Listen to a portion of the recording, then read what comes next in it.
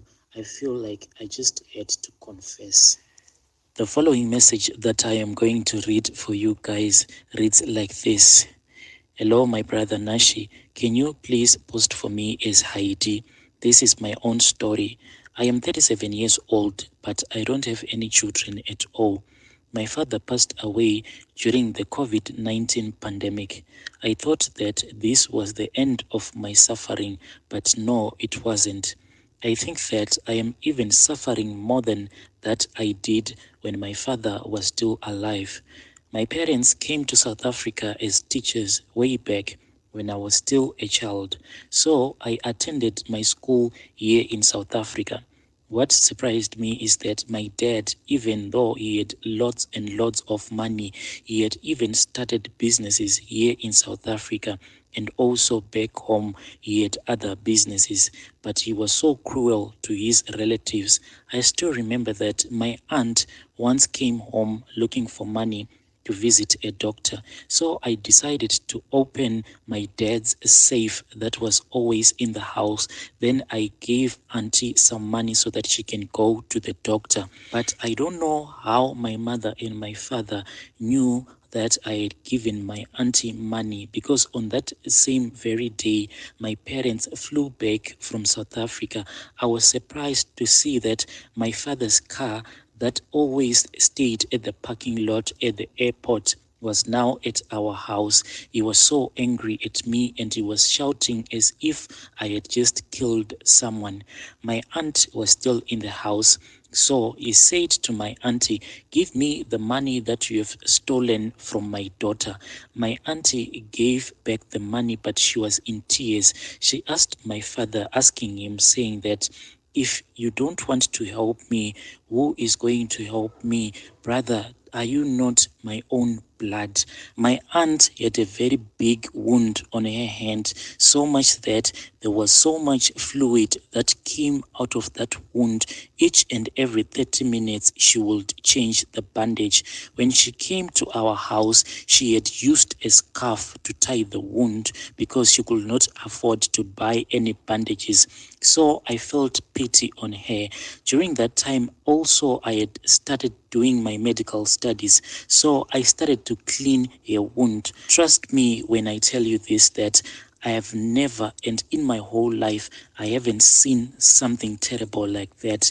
Her wound was on the joint between the thumb and the palm. The wound had made a trench which was so deep that I could even see her inner bones down the wrist. It was as if the tissues inside had been eaten up.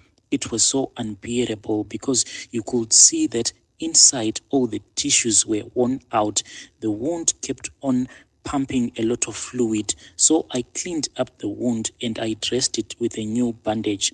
But when my father arrived, he took the money from my auntie and he told my auntie to remove the bandage, saying that if you don't give me back the money that you have stolen from my child, and if you don't remove the bandage that you have taken from my house, I am going to call the police, because at that time my father had lodged a protection order against our relatives. Out of fear, my auntie then removed the bandage. She tried tying herself with a scarf, but she failed. So when I wanted to help, my father then punched me in the back. I fell down. My dad then told my auntie to put the money on the table. Then my dad and my mother, they escorted my auntie out of the house. I think that they just dumped auntie maybe somewhere along the road because they took a long time to come back. Then the next morning, my dad got a call that she was admitted to the hospital, but my dad, instead of visiting auntie in the hospital, my dad just booked a flight for us back to South Africa.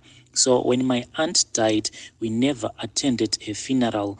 This was the rule in our family, that we don't attend any relative's funeral. I think that this was around 2006 to 2007, and back in our country at that time, things were very tough. So our relatives would call sometimes asking for help. My dad would say it is okay, but at the end he will say that if you decide to come and if you get eaten by the lions along the border, it is your fault because it is you who wants to come to South Africa. At that time, to me, it didn't make sense to why my father will always tell our relatives that if you want to come to South Africa, if you get eaten by a lion, it is your fault. But now that I am looking back, 3 of our relatives that wanted to come to South Africa, they came, but all of them, they just disappeared into thin air and there is no trace of them. I think now it is about 14 years now, and the last time we heard from them was that when they were saying that they were on their way coming to South Africa. Then whenever a relative will tell us that they are on their way coming to our house, my dad will start to grind his knife for a very long time without taking a break, and sometimes he would sharpen his knife sometimes up until 10 p.m. Once upon a time, there was this other mom's niece of mine who called my mom saying that he was on his way coming to South Africa, but he had no place to stay. Mind you, my dad had 3 houses in South Africa and 2 houses back home and 2 more houses which are in Germany where my mother is now staying. So my mother told her niece to come over to our province that we were staying at that time. So I don't know how this happened, but I think that my parents had a hand in this because my mom's niece was arrested and was deported. He only told me this when I was talking to him on WhatsApp that the police that arrested him told him that they did so on my parents' instructions. At 21, I was supposed to be given a car, but I was not given that car because I had given my auntie the money.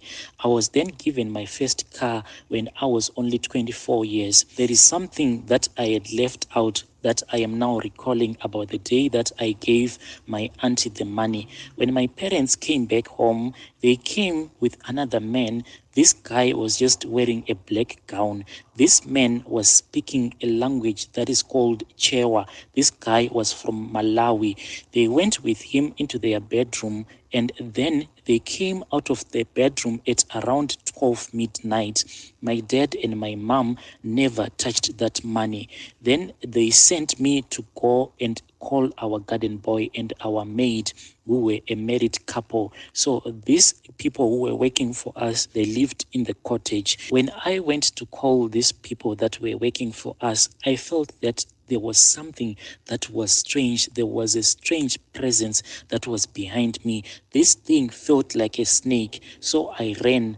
When I came back with them. Then that guy who was speaking in Chewa from Malawi gave them the money, but my parents didn't even touch that money. The money that they gave them, it was about 10,500 rand because my aunt had said that she wanted 8,000 rands for her bills at the doctor. So I had also given her with some extra money for food and other expenses. Then that man who was from Malawi removed 300 rands from that money, and the money that he removed, it was 100 rands bills, and he put it aside.